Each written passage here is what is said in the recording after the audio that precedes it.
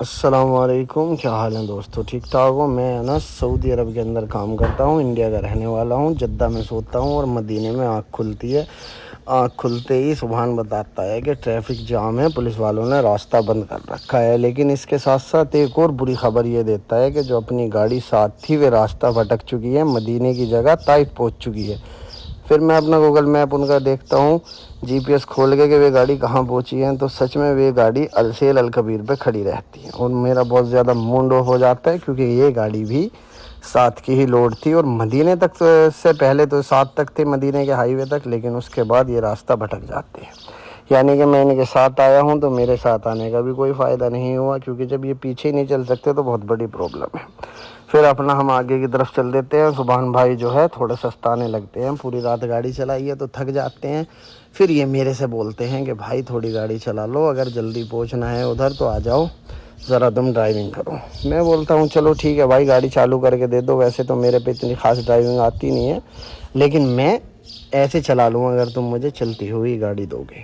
تو اپنا میں رافہ کی طرف نکل جاتا ہوں، کیونکہ لوڈ جو ہے وہ جدے سے رافہ کا ہے اور یہاں پہ دور دور تک کچھ بھی نہیں ہے۔ باہر کا نظارہ کافی پیارا ہے، صرف پہاڑ ہے اور پتھر ہے۔ ایونجر مووی لگاتا ہوں اور وہ مووی دیکھتے ہوئے چلتا رہتا ہوں۔ باہر کا نظارہ تم دیکھو کتنا خوبصورت ہے، لیکن اس نظارے کا کوئی بھی فائدہ نہیں ہے، کیونکہ یہاں پر دور دور تک نہ ہوٹل ہے نہ ہی پیٹرول پمپ ہے۔ لال سڑک مجھے دکھائی دیتی ہے تو میں سوچتا ہوں شاید ہم کویت میں ہیں، لیکن ہم تھوڑا آگے چلنے کے بعد ہمیں ایک پیٹرول اسٹیشن دکھائی دے جاتا ہے، جہاں پہ ہم اپنی گاڑی سائیڈ میں لگاتے ہیں اور واش روم کی طرف کچھ چل دیتے ہیں۔ پھر ہم آگے چل کے دیکھتے ہیں کہ ایک گاڑی کے اندر بہت بڑے بڑے ٹائر ہیں، اور یہ ٹائر نہ تو شیول کے ہیں اور نہ ہی کسی اور چیز کے ہیں، سمجھ میں نہیں آتا یہ ٹائر کس چیز کے ہیں۔ لیکن یہاں کی ایک خاصیت ہے، یہاں کا ٹیمپریچر بہت زیادہ نارمل ہے۔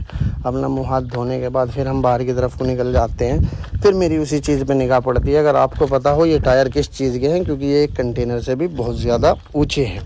پھر ہوٹل پہ پہنچتے ہیں، اپنا ناشتہ کر کے نکلنے لگتے ہیں، اور یہاں کا ٹیمپریچر جو ہے نا بڑا پیارا ہے، بہت خوبصورت ہے، یہاں پہ اتنی گرمی نہیں ہے۔ پھر میں کوڈیڈ لیتا ہوں، کیونکہ کوڈیڈ سعودی عرب کے اندر سب سے زیادہ پی جانے والی ایک انرجی ڈرنک میں سے ہے۔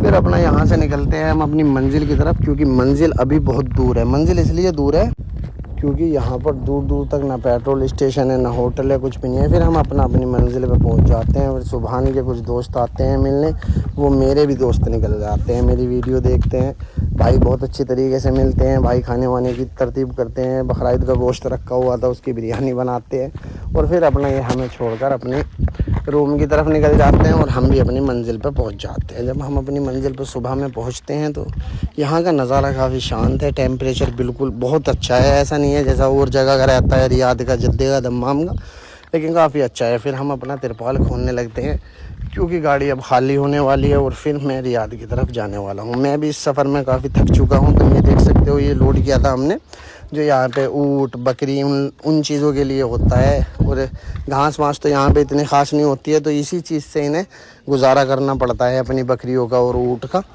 یہاں پر بھی دور دور تک کچھ نہیں ہے، حالانکہ رافہ ایک خوبصورت شہر ہے، چھوٹا سا شہر ہے لیکن خوبصورت بہت زیادہ ہے اندر جب جاتے ہیں۔ لیکن یہاں پہ یہ پورا ایریا جو ہے نا، یہ سب یہاں پہ بکریوں کا اور اونٹ کا ہے، تو ایسے ہی ولاگ کے لیے آپ اپنے بھائی کو فالو کر سکتے ہیں۔